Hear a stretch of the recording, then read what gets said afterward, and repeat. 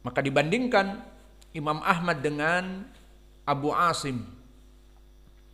Dikatakan kepada Imam Ahmad, su'ila abi an Abi Asim wa Abi Usamah, man asbatuhuma fil hadis, siapa yang paling kuat di dalam hadis? Apa jawab Imam Ahmad? Abu Usamah asbat min mi'ah misli Abi Asim, kana thiqatun sabtun rubama dalas. Maka perbandingan ini jauh. Abu Usamah lebih daripada 100 sejenis Abu Asim. Maka di sini dinamakan juga tajrih yang nisbi. Di saat dikorinkan fulan dengan fulan mana yang lebih kuat, maka Abu Usamah lebih kuat daripada 100 Abu Asim jika ada. Dan ini tidak menunjukkan secara mutlak pendhaifan kepada Abu Asim. Dan Hammad ibnu Usamah dia di bawah dari Hammad ibnu Zaid dan Hammad ibnu Salamah. Dari segi apa? Dari segi tabaqah. Maka tabaqahnya di bawah dari Hammad ibnu Zaid, tabaqah ke-7 dari kibar tabi'in. Dan begitu pun Hammad ibnu Salamah, tabaqah ke-7 atau sedikit ke-8, yang jelas mereka berdua hampir sama di tabaqah yang itba'at tabi'in kabir. Adapun Hammad ibnu Usamah, maka dia imam dari segi kedudukan hadis, namun dari segi usia min kibar at-tasi'ah. Idan huwa anzal min Hammad ibni Zaid wa Hammad ibni Salamah. Karena makna di tabaqah yang ke-9 dia pertengahan dari itba'ut tabi'in, lebih kecil. Maka disinilah keagungan Abu Usamah disebutkan kada la yukhti, la yakadu yukhti. Imam Ahmad mengatakan dia sangat kuat hafalannya sampai seakan-akan tidak pernah salah. Kemudian meriwayatkan dari Hisham ibnu Urwah, dan Hisham ibnu Urwah adalah anak dari Urwah ibnu Zubair. Dan Urwah ibnu Zubair nanti akan datang, dia adalah keponakan dari Aisyah radhiyallahu anha. Maka Hisham anaknya, anak dari Urwah ini, dia di tabaqah yang kelima. Dan tabaqah yang kelima adalah dari itba'ut tabi'in yang shagir. Dari tabi'in yang shagir. Maka tabaqah yang kelima seperti Imam Al-A'mash. Dan dia dalam keadaan di atas derajat thiqah. Hisham ibnu Urwah ibnu Zubair di atas derajat thiqah. Berkata Abu Hatim, thiqatun imamun fil hadis. Dia thiqah, diterima dari hafalannya dan diterima dari adalahnya, dan dia imam fil hadis. Maka derajatnya di atas derajat thiqah, imam yang mewajibkan hadisnya sahih lidati. Dan berkata Ya'qub ibnu Syaibah, sabtun thiqatun. Maka kalimat sabtun maknanya sangat kuat periwayatannya. Maka rawi ini di atas derajat thiqah dan dia juga faqih. Maka berkata Muhammad ibnu Sa'ad di dalam Tabaqat Al-Kubra, sabtan katsirul hadis hujjah. Maka ini semua kembali kepada hafalannya yang kuat, sabtan dan hujjah. Maka dia bagaikan hujjah, bagaikan Al-Quran. Hafalannya sangat kuat dibanding yang lainnya. Kemudian meriwayatkan dari Aisyah, dan hubungan Aisyah dengan Urwah ibni Zubair, Aisyah mempunyai saudari namanya siapa? Asma binti Abi Bakr. Dan Asma menikah dengan Urwah ibnu Zubair, zaujah Asma. Maka Urwah ibnu Zubair, Az-Zubair ibnu Al-Awwam, zauj dari Asma. Maka dari Zubair ibn al-Awwam, seorang sahabi ini, lahirlah Urwah ibnu Zubair ibn al-Awwam. Maka kedudukan dia dengan Aisyah sangat dekat, yang mana merupakan keponakan. Maka meriwayatkan Aisyah, maka hadis ini adalah hadis dari Aisyah radhiyallahu anha. Maka Aisyah radhiyallahu anha dari keutamaannya sangat banyak. Di antaranya adalah Aisyah radhiyallahu anha, dia sebaik-baiknya perempuan yang ada di kolong jagat. Keutamaannya sangat besar, seperti hadis dari Aisyah itu sendiri muttafaqun alaih. Disebutkan mislil Aisyah ala sairi nisa ka asarid ala sairi ta'am. Bahwa permisalan Aisyah jika dibandingkan dengan seluruh perempuan yang ada di kolong jagat, maka Aisyah itu seperti asarid, makanan yang didahulukan di Arab dari makanan yang lainnya. Apa makna sarid? Sarid adalah khubuz, seperti yang antum tahu khubuz dari tepung dicampur dengan daging. Maka itulah sarid. Dan ini sebaik-baiknya ta'am indal Arab.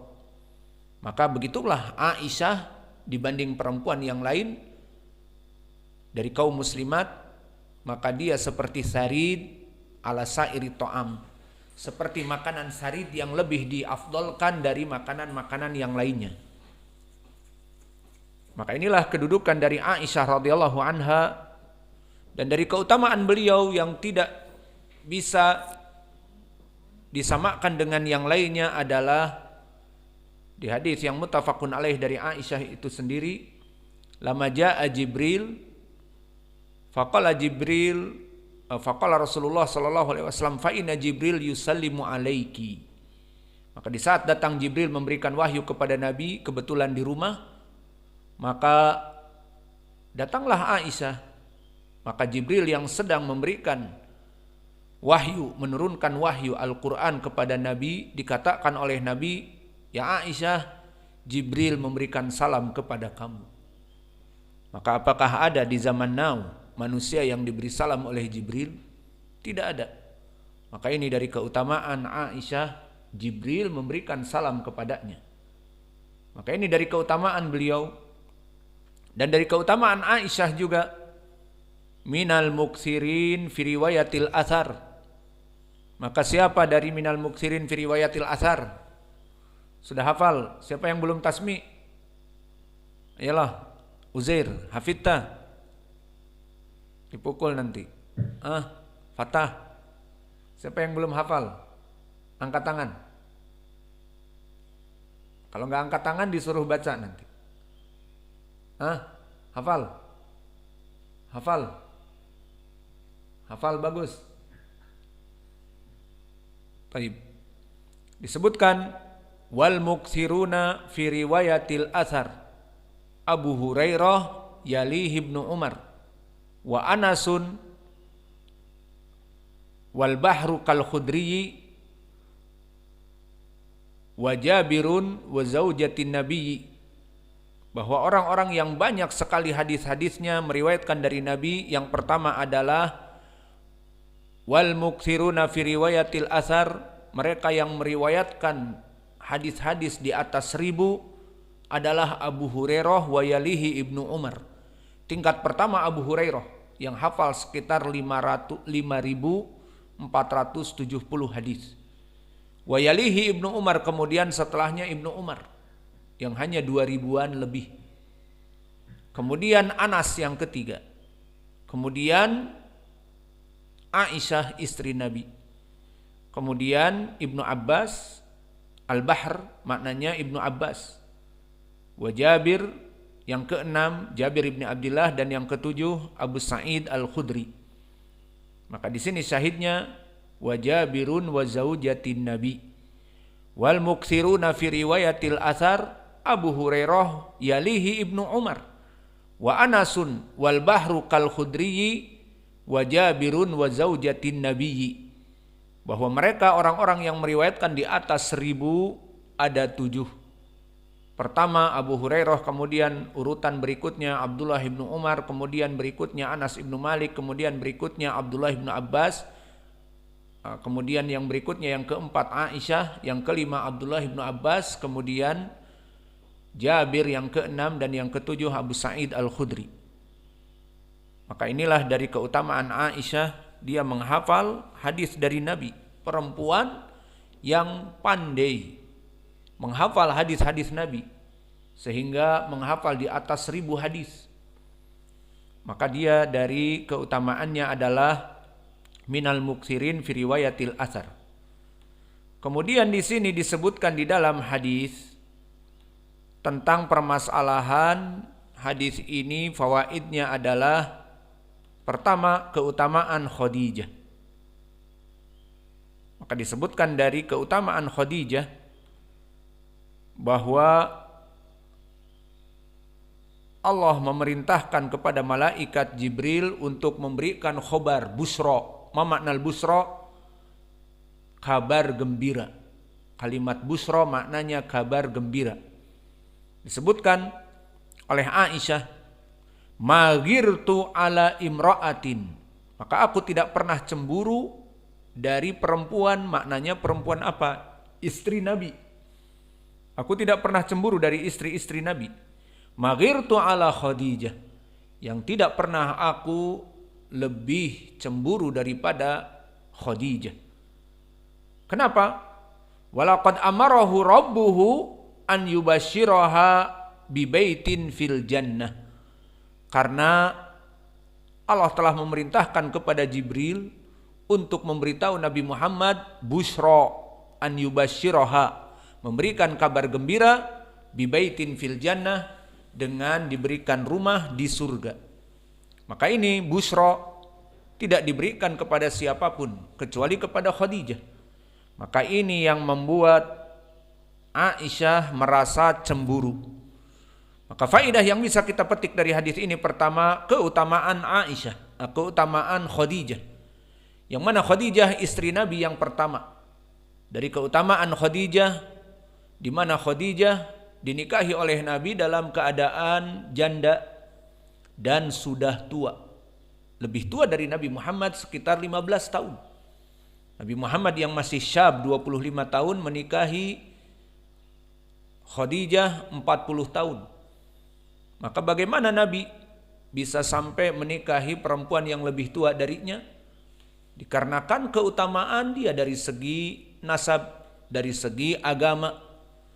Dan akhirnya dia menolong agama yang dibawa oleh Nabi Muhammad sallallahu alaihi wasallam.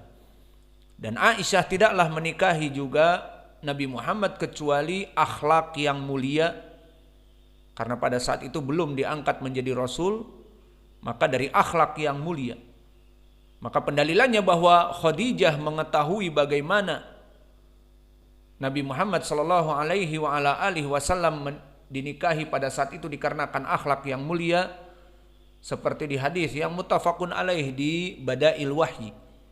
Disebutkan di hadis pertama di Sahih Al-Bukhari bagaimana awal wahyu itu turun, bahwa Nabi Muhammad sallallahu alaihi wasallam yuhibbu an ya'tazil, sangat mencintai uzlah. Dan uzlah adalah menjauhi dunia dan urusan manusia untuk tujuan akhirah, itu uzlah. Maka banyak dari kaum muslimin yang dia itu melaksanakan hijrah dari sama-sama Islam namun dari kehidupan yang buruk kepada kehidupan yang baik, dengan meninggalkan apa yang ada padanya. Misalnya dia pekerja bank, tahu kalau bekerja di bank itu mal'un, dilaknat. Seperti di hadis Ibnu Abbas yang diriwayatkan oleh Imam Muslim, la'anna Rasulullah sallallahu alaihi wasallam akilu riba wa maukilahu wa syahidain wa katibain kulluhum bisawa. Maka Rasulullah SAW melaknat orang yang meminjam ke bank dan orang-orang yang rentenir, meminjamkan uang. Kok meminjamkan uang dilaknat? Kalau meminjamkan uangnya ikhlas untuk Allah, kepada saudaranya yang ditolong, ya itu baik. Tu'tabar sedekah. Memberikan pinjaman yang dia butuhkan, sekarang istrinya sakit, pinjam dulu. Nanti kalau saya sudah gajian di bulan depan dikembalikan. Maka wa ta'awanu 'alal birri wat taqwa. Lalu kenapa dilaknat? Bukannya bank itu baik? Baik apa tidak? Kalian pingin nikah, belum punya modal, butuh 10 juta. Ya pinjam aja ke bank. Banknya nggak nolak. Baik apa tidak bang? Hah, baik apa tidak? Kalau baik kenapa dilaknat orang yang kerja di bank? Akilur riba, pemakan riba. Iya, gimana Ucok? Ucok Wan, bang baik apa enggak? Itu ngasih pinjam. Kamu kalau mau nikah nggak punya uang untuk nikah, daripada nunggu 2 tahun sudah gatal, mendingan nikah sekarang. Pinjam ke bank. Baik apa enggak? Enggak baik. Dikasih pinjam 10 juta disebut enggak baik.